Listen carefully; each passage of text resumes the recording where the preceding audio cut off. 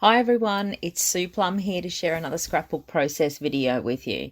And I should say hello strangers, it's been so long between process videos for me. I am so happy to be back here today, and today's layout that I am sharing was created for Cocoa Vanilla Studio, and it's using the fabulous No Limits collection. Now, the photo that I'm going to be documenting today is a photo of my hubby and my two sons that I took when we went out to dinner recently. And I was really drawn to using the paper that I've chosen for my background, which is called Eclipse. It's gorgeous. It's got that sort of, it's like a reverse sunset almost. It's beautiful. I was drawn to using that paper because of the navy blue shirts that my sons were wearing, and I thought it would work really well with the color of this paper. So the first thing I did was obviously I trimmed off the branding strip from my paper, but the next thing I wanted to do was I wanted to just add a little bit of something to the edges of those little rays there that you can see. So I pulled out my Stabilo all pencil. It's a white one, just to add a little bit of extra contrast between those different colors. Now, I'm hoping that the different colors are showing up in the footage there because it's quite subtle, but they do sort of go from lighter blue at the bottom up to a much deeper, dark indigo, like navy right at the top where the stars are. So as I said, I've added that little bit of extra contrast in there using my Stabilo all pencil, and now I am working on some paper layers to go in behind my photo. So I had a scrap of that brick patterned paper there that I had used on a previous project, so I decided to make use of that. And I also wanted to use the wood grain paper just to bring a little bit of warmth into the page. And because there was a little bit of wood in the background of the photo, it might be difficult to see. But as I said, I mainly wanted it to bring that touch of warmth to the page. Now what I'm doing here is I'm adding some frayed gauze to add some texture to my page. So you can see that I've got the papers stacked up on top of each other. Then I'm adding the frayed gauze on top, and I'm just securing everything down using my long-armed stapler. Now, I do prefer to use the method of using the long-armed stapler because it saves me from going back and adding tape adhesive like between the layers. I can just secure everything down into a stack straight onto my page, and I don't have to worry about it. Now, I've added the photo on top there with scrap cardboard on the back of it just to pop it up a little bit from those background layers.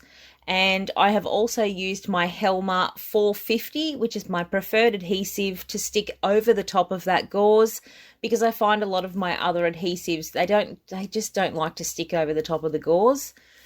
So for this page, I was going with the title of Love You, but I was using that chipboard piece that you can see there, which says To the Moon and Back, sort of as my subtitle on the page. So I wanted to run the die cut words Love You straight across the top of the photo, and then have that to the moon and back chipboard piece somewhere close by. I needed to make sure that the two pieces were almost connected, just to ensure that really when you do read the entire title, it reads Love You to the Moon and Back. So on the chipboard sticker sheet where I took that piece from To the Moon and Back, there's also another nested frame that sits around it that you can see I've got there. I pulled it out and I thought it would make a really great moon on the page. So I backed it with a little bit of pattern paper, which I just trimmed, and just used some liquid adhesive to stick it behind it, much like backing a cut file. And I'm going to pop that sort of in the background at the top there, off in the stars, just to act as the moon on the page, because I thought with the reference of the word moon on the page and with this starry sky in the background, that it would sit quite well there. So what I'm actually fiddling around with here is I'm looking at what I may possibly use as my embellishments. Now, the thing that was challenging me here was that I had the big round moon on the page there. I also had that embellishment, the chipboard one, to the moon and back, which was also round. And I had a little bit of a flip through the ephemera pack there just to see what else I could pull out with some roundness to it. At first I pulled out the globe, which you can see sitting there on my desk, but the colours, it just didn't quite work. It popped a little bit too much. I needed something that melded more into the background. So I ended up using that little die cut sort of starry piece there that says Unlimited on it. You'll see when I bring that back in. What I'm actually doing at the moment is those two words, love you. I have added some foam tape behind them just to help pop them up from the page. They were getting a little bit lost just sitting flat on the page.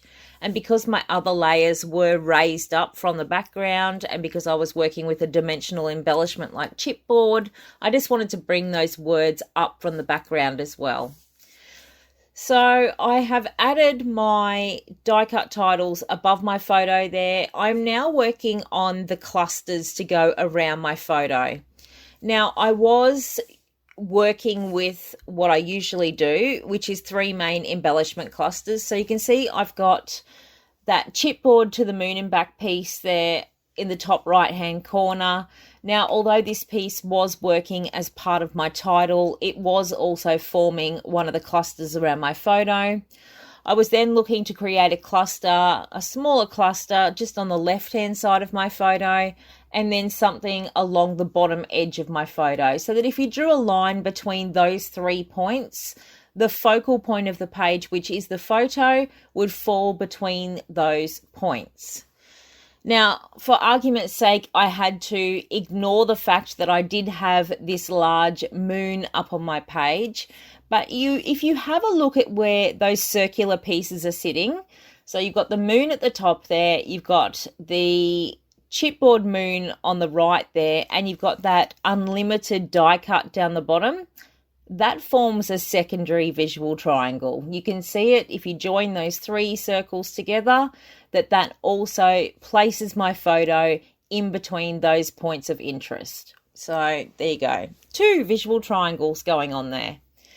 Now, what am I working on? So this cluster on the left-hand side, I decided to use one of the rocket pieces because I haven't used any of those for a little while, and I thought it would work perfectly with this theme. So I pulled one of those out, tucked along the left-hand side there. I've also got a die-cut ticket that I used for layering underneath it. And down the bottom there, I've got I think it's a label or a ticket piece, also from the die-cut ephemera pack. I've layered it with that unlimited piece. I've stuck a phrase sticker on there from the accessory sticker sheet. And I just want to, you can just watch me fiddle around with these clusters. I've got stars and other things from the die cut ephemera pack. I want to draw your attention up to that little rocket that is at the top there because I didn't talk about it yet. I fussy cut that little rocket from one of the stickers on the accessory sticker sheet. It's actually a tag and it had this printed on it. I really wanted to add a little rocket up there, but the ones in the embellishment in the die cut ephemera pack are quite large, and I wanted something to appear like it was way off in the distance. And when I saw this printed on the sticker, I knew it was perfect, so I just fussy cut it from that tag shaped sticker and popped it up there in the sky. Now, I'm actually going back in with my Stabilo All Pencil here. There was quite a lot of doodling on this page for me. I haven't done a lot of doodling lately. I find this really freeing to do on your page, much like kids enjoy the freedom of drawing and being able to express themselves with pencils. I kind of went a little bit nuts with my pencil, and it was so much fun. So you can see that I've added a little bit of light around the moon. I've also added some trails coming off, more trails coming off from behind the rocket, just to give it a bit more of a sense of movement. And I went through and I doodled some little stars, some little crosses as well, just to add some extra stars to that background. And then I went in with my Dylusions white ink and added some white splatters because I really wanted some like bright white to pop from the background. Besides using acrylic paint, and I didn't want to go to all the mess of mixing up some acrylic paint with water to use for splatters, my preferred splatters are using my Dilutions ink spray, because I find it gives a nice crisp white on the page, providing you've got to use fairly thick drops to get it white, and you've got to leave it alone to dry naturally too, because if you try and hit it with a heat gun or dab at it, you're just going to dull the white down. Now, I decided to go back in with a few extra embellishments. I added a couple of the epoxy wood buttons because I wanted to add some more circular pieces.